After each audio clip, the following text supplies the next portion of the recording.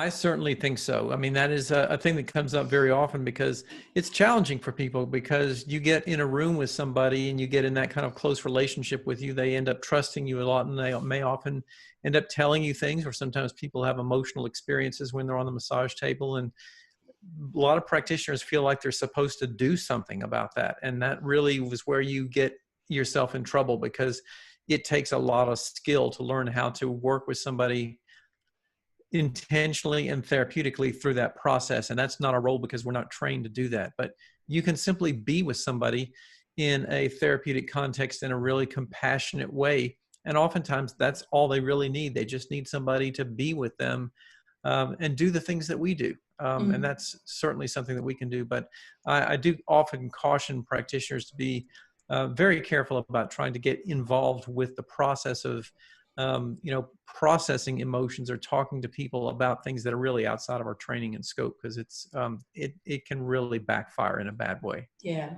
So if we unpack that a little bit, how would you advise, especially some of our new therapists that are in the industry, if they've got a client that's in the treatment room who starts crying?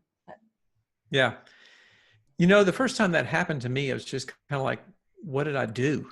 I'm trying to think, It's your fault. Certainly I must have done something wrong maybe, or something like that.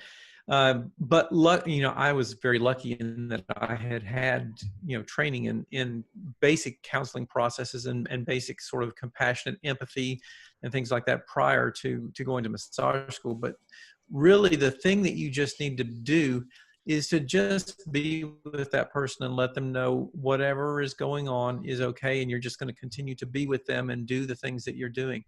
If they want to talk, oftentimes they may want to talk, but you just can be there to listen for them and just avoid the urge to try to, fix things, tell them what to do, give them advice or that kind of thing, because it can be tempting to want to do that. But that's where we really need to kind of keep ourselves in our track.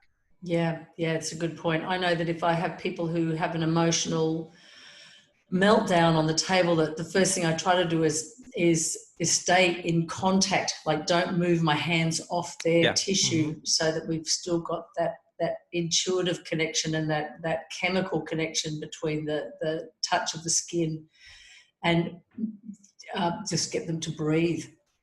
Yeah. Mm-hmm. Yeah. I'm trying to use a breath. And and again, sometimes it's very simple. You don't necessarily have to be doing a lot of things. Just simply being with them in that therapeutic context that we've created is often very helpful and really what they need. Yeah. So the message there is, don't try to jump out of scope. Don't try to be something that you're not. Don't talk,